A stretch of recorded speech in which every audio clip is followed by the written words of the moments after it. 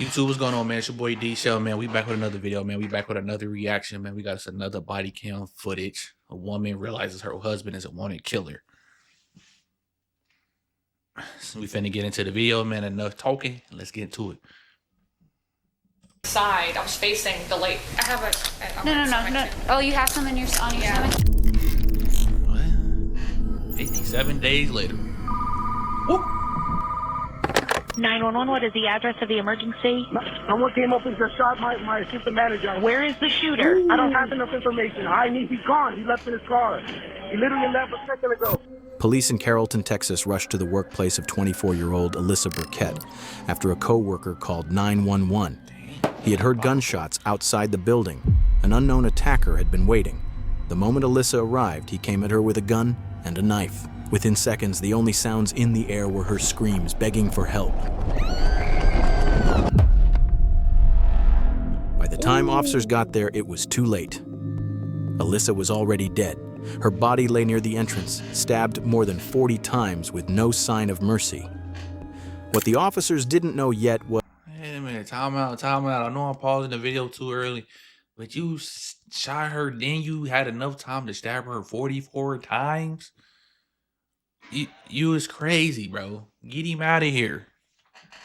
Was that this would become one of the most disturbing and complicated cases they had ever faced.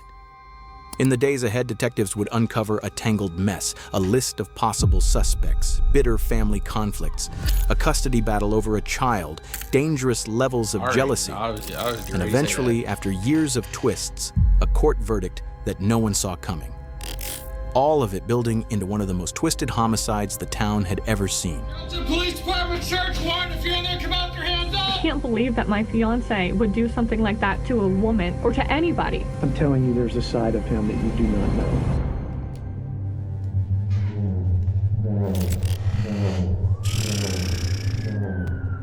know. Minutes later, several patrol units arrive at the scene.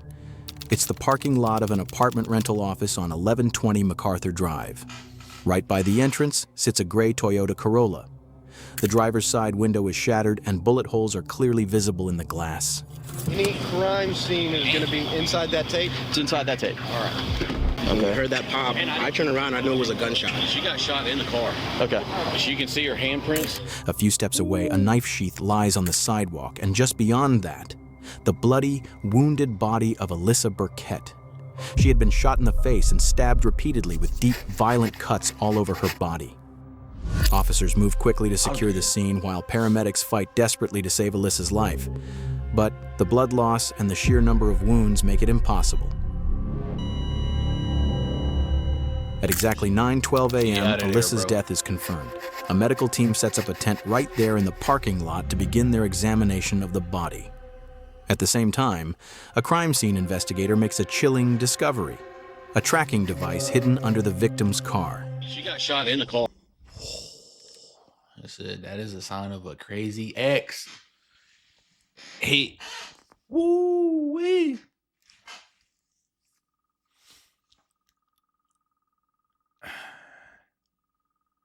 Okay. Hey, you can see her handprints. That's all I'm gonna say. Don't touch anything, okay? That device would later be sent to digital forensics for analysis. But before the results came back, detectives would turn to the victim's co-workers, eyewitnesses who had seen pieces of the attack, and begin to reconstruct exactly what happened that morning. Like I say, the black knife. Did you see him holding the knife? Yeah, in the hand.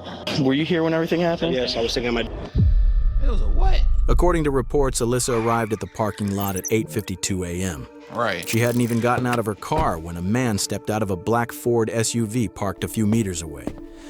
He calmly walked up and fired a bullet through the driver's side window. Hit her in her face. The sound of the gunshot echoed through the lot.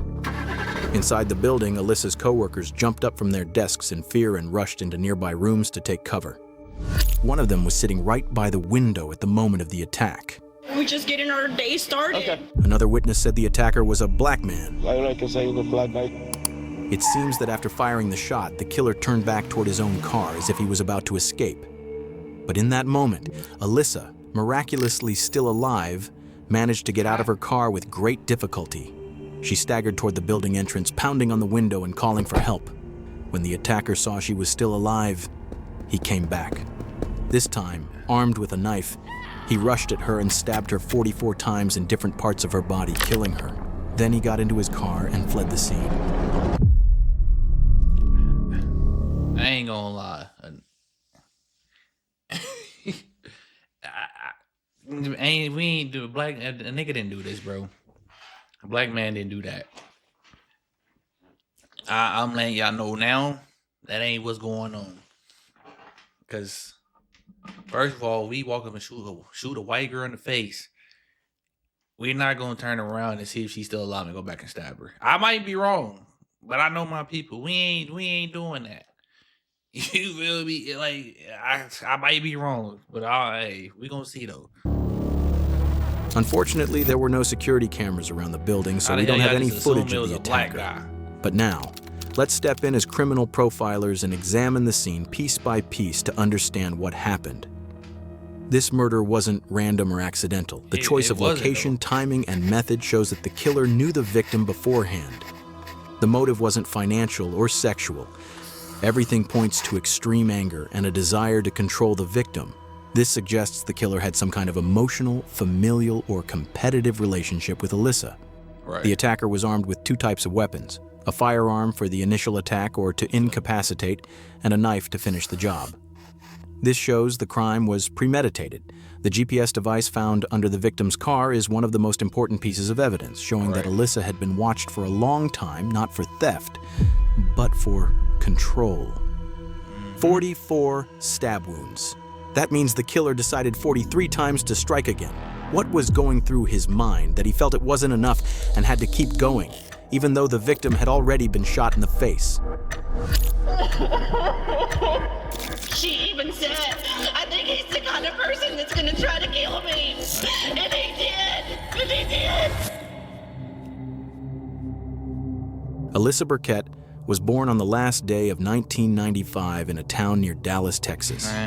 After graduating high school, she went to college and studied history at a university. Things seemed relatively calm, but behind the scenes, there were custody disputes with Andrew and financial struggles that had thrown Alyssa's life into chaos. Later, when Andrew got engaged to a woman named Holly Elkins, the custody battles slowly cooled down. After about a year, Alyssa and Andrew finally reached an agreement over custody and child support for Willow. What's interesting is that, against all expectations, Alyssa and Holly actually got along well. In one message, Holly told Alyssa, "Look forward to having a healthy relationship with you and Ben." Alyssa replied, "I hope your influence helps, because I'd love nothing more than for us all to have a healthy relationship." But just a few months later, something strange happened. On August 6th, Holly called the police claiming that Teresa, Alyssa's mother, had attacked her. 2 officers were dispatched to the scene to investigate. Holly told them she was walking near the lake with Willow in her arms when suddenly Teresa came up from behind, grabbed the child, and started hitting and scratching her. What the fuck? She literally attacked me from behind, or from behind side. I was facing the lake. It's your hand. I have a... No. Oh, you have some on your stomach? Teresa, during her interview with police, completely denied the incident, and since there wasn't enough evidence, the case was closed. On the surface, everything seemed to return to normal, until a few weeks later, when Carrollton police received a phone call from a man named Frank. He was reporting something suspicious. I saw what I thought looked like someone just selling some drugs out of their truck, and I could smell it and I could see it. And Okay, what kind of vehicle is it? it's a little Toyota Corolla. I have a license plate if that helps. Okay, great. What was your last name? Morrow. Several officers were immediately sent to Alyssa's workplace. In the trunk of her car, they found a large amount of cash, packages of drugs, and a gun with its serial number removed. Alyssa was shocked. She insisted that none of it was hers and that someone must have planted it to frame her. Given her background, no criminal record, no history of drug use, and no ties to crime, the police decided not to pursue the matter any further. Now, when we put all the pieces of this puzzle together, from the exhausting custody battle to the untraceable gun and the drugs that had been planted far too professionally for a single mother, and then add Alyssa's mother's words on the day of the murder that her daughter had warned her many times, "He's going to kill me one day," a clear pattern begins to emerge, and that pattern points directly to one man, Andrew Beard. I I knew that it was him when the drugs didn't work in the car for him to get the baby. After that staged drug case, Alyssa was never the same. She kept saying that Andrew was following her. She told her friends over and over that when she walked down the street, she could feel someone watching her from behind. Once, she turned and saw Andrew in his car. Another time, she spotted him while standing in line at a gas station. And once more, when she was leaving a store. Alyssa was so frightened. You know how creepy that is, though? Like, women, like, to my ladies out there, y'all be careful, bro. If y'all got that crazy-ass ex, man, like, I try. And it's hard because you got a kid with them.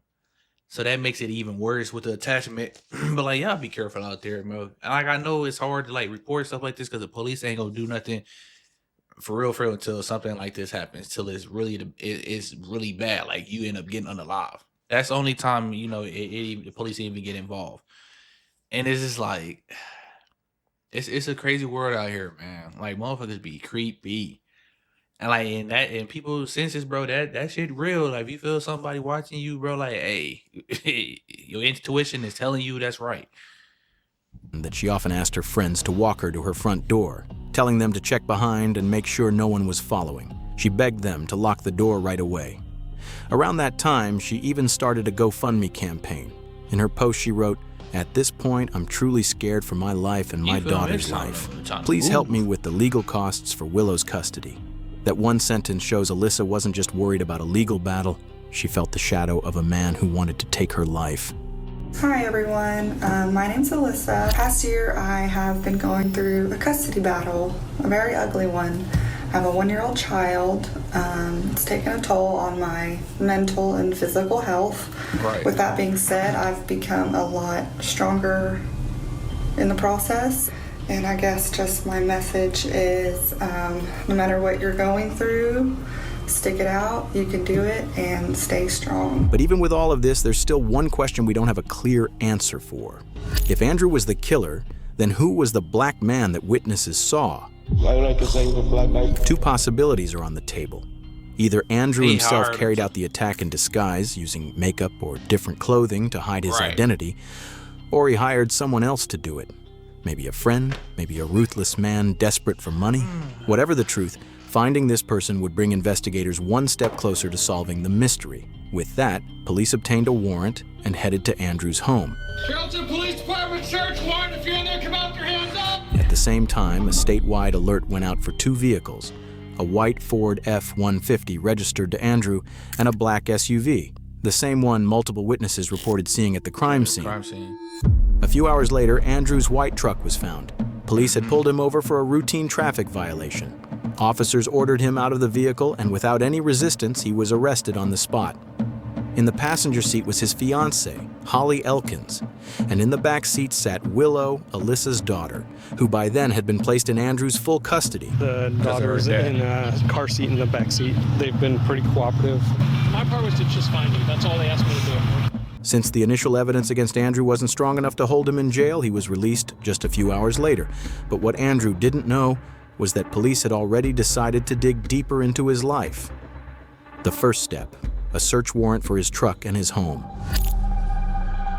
The first thing officers found in Andrew's house was an envelope covered in messy handwriting. Inside were notes with Alyssa's workplace address, the make and color of her car, and even her daily schedule. Among those notes was the name Frank Marrow, the same man who had called police a month earlier to report the drugs and gun in Alyssa's car. Okay, great. What was your last name? Morrow. On the table, investigators also discovered a special charger and a portable battery. The model and serial number matched exactly with the GPS tracker that had been hidden under Alyssa's car. So we found this GPS tracker box. At the same time, the full report on Andrew's car came in. Inside a backpack on the back seat, police found a pair of men's hiking boots, soaked in bleach and cut into pieces. It was clear someone had been trying to erase his tracks. Next to the boots were 2 bottles of professional makeup in dark brown shades. That nigga's sick. He is fucking sick. Like, the fact that he tried to frame as the play. Oh, I'm trying to tell you, because we don't do that. We ain't doing that. Like, if he would have hired somebody, that's still crazy. I would have told his ass, no, I'm cool, can't even do that. But he is sick, bro. he painted his body to portray a black man, to throw the, like, you know how sick that is, bro. Like, if you was really about that life and wanted to go, you could have just did it yourself. You did do it, but like, you should have just went up there to yourself, bro. You could have just went up there in your full self, white boy, and did it, bro. If you really wanted to off your baby mama, but you wanted to frame a black man, it's fucking crazy. I don't even take his ass to jail. Something that could make light skin look much darker. That's when the first theory was confirmed. The killer had tried to disguise himself using makeup and clothing. And then we not gonna run back and stab a motherfucker 40 after we done shot you in the face. We not running back and stabbing you 44 times. We not doing that unless we just raised crazy ass person. But and black people, we ain't doing that. We shot you in the face. Wow. We might already, it's over with. We getting up out the crime scene. We not getting out the car and stabbing you 44 times to get caught. I'm sorry. You appear like a black man. That's crazy. Investigators also uncovered paperwork for a black Ford Expedition SUV registered in Andrew's name. GPS data showed that just half an hour after the murder, around 9:30 a.m., the vehicle was parked near an apartment building only a few blocks from Andrew's own home. Inside the SUV, officers found bloodstains on the seat and floor. DNA testing later confirmed it belonged to Alyssa. And finally, the last piece of the puzzle. Right by the car door, police discovered a fake beard, the exact same kind Alyssa's co-worker had described the attacker wearing during the assault. With all this evidence, there was no doubt left. Andrew Beard was arrested once again, this time charged with first-degree murder, and taken to the Dallas Police Department jail. Beard's bond is set at $1 million. He is currently in the Dallas County Jail charged with murder, and police say it's very clear this killing was not random, it was planned and it was personal. A few days later, Holly voluntarily went to the police to talk about the events that had happened. This is where the story enters a whole new phase. There was even a possibility that she herself could have been the next victim. So I just told all my friends and family that I'm engaged to the most wonderful man on the planet. Yeah. And now people want me to believe that he's not that. And there are so many emotional roadblocks for you to try to believe that. I get that. I can't believe that my fiance would do something like that to a woman or to anybody, but a woman. And she was lucky to still be alive. But none of that seemed to matter. Holly kept insisting that Andrew had been at the house during the incident.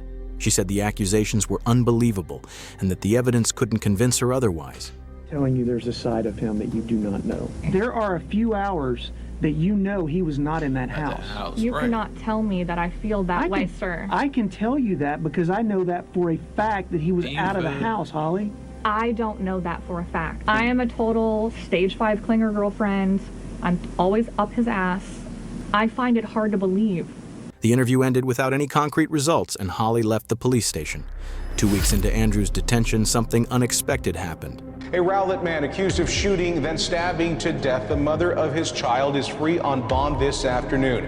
And the victim's family believes he is a threat to public safety. On October 21st, 2020, Andrew Beard's $1 million bond was paid. And despite all the evidence against him, he was released from jail. That's crazy, bro. No.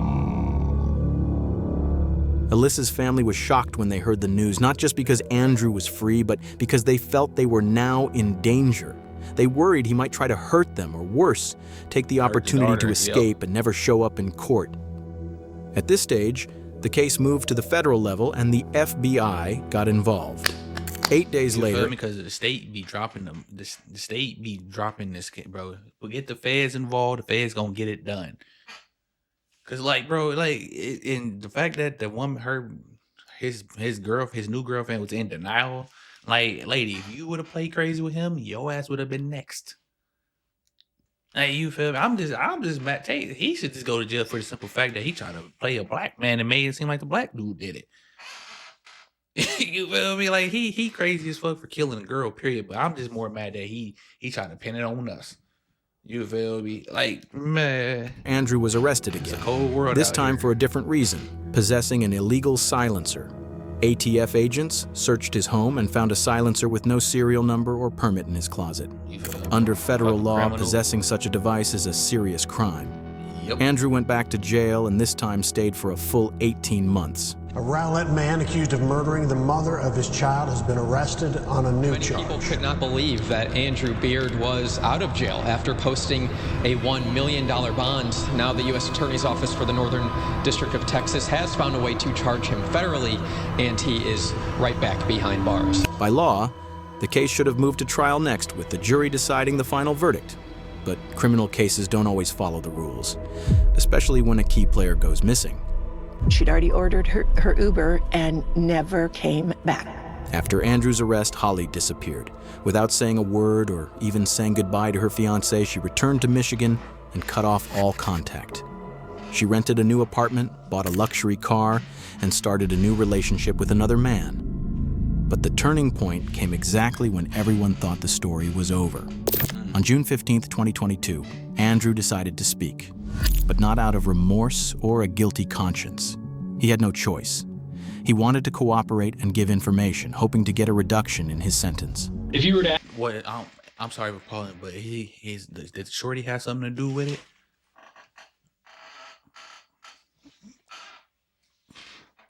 Asked me whose idea was what. He can't really tell him. Drugs and the planning of drugs was Elkin's. It was made very clear to me that your previous methods aren't working. This is what you're going to do now in order to prove that that you're worthy. Andrew claimed that Holly was not who she appeared to be. From the very beginning, he said she didn't like Alyssa and wanted to be the only player on the stage of Alyssa and Willow's life. I believe and to reach that position, she had to eliminate her rival.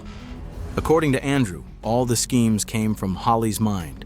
Planting the drugs and gun, staging the attack by Alyssa's mother, and even hiring a private investigator to secretly gather information on Alyssa. But when all of that failed, she entered a new game. A game where she wasn't just controlling anymore, she became a direct threat. Like, I was emotionally drained, and at that point, I just basically said, okay, and became submissive to whatever she wanted me to do. That's the task I did. It was, you're going to dress up as a different person, essentially. You're going to wear this dark makeup. That was her plan. That was how it's going to be done. It does look planned out because it was. The process was planned out. It seemed that the murder plan was a test of Andrew's manhood, and he may have truly believed he had to succeed.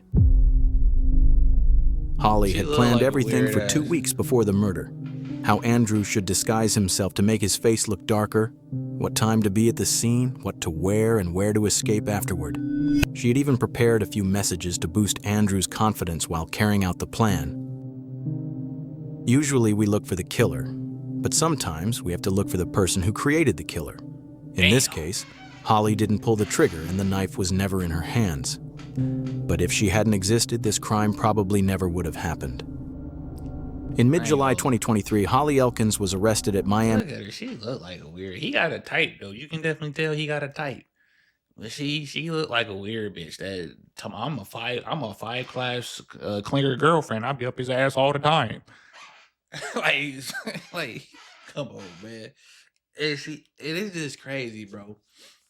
Like, you're not the baby mama, bro. It's cool. Like, just deal with it. I understand if you didn't want to deal with another woman, go find somebody else that didn't have a baby mama. It could have been that simple, but you chose to be with him and you got jealous of the baby mama and wanted to eliminate her and be the mother of that child. It's crazy, bro. It's fucking crazy. Airport just after returning from her vacation in the Dominican Republic on charges of conspiracy to commit murder. At the trial on April 10th, 2024, the prosecutor opened with a striking line. Andrew Beard is a monster, but he's Holly Elkins' monster. Messages exchanged between the couple proved their relationship had always been toxic and controlling. Just 2 months after meeting, Holly had already sent Andrew a message. Your baby mama owns you. You continue to put BM first. I don't want or need any bullshit from anyone. Police reports show that from that moment, Holly began investigating trackers, surveillance tools, and ways to control positions. By September 2020, everything was part of her detailed plan. On September 13th, Holly and Andrew bought that black Ford together. The next day, Holly purchased the dark brown makeup for disguise. On September 19th, the pair went to a store and bought the same model of bullets and knife that would later be found at the crime scene. Why did she do all this? The prosecutor argued that it all stemmed from Holly's obsession with gaining control over Willow. But if you look deeper, the child was more than just a custody battle. Willow was a symbol. To Holly, Willow wasn't just a child. She was a flag at the peak of a mountain she didn't want anyone else to climb. Happy Mother's Day. That's What great. is that? That was, I think, one of my favorite things that we did. It was always me and her, my best friend. Like, that was my person. I want Mama.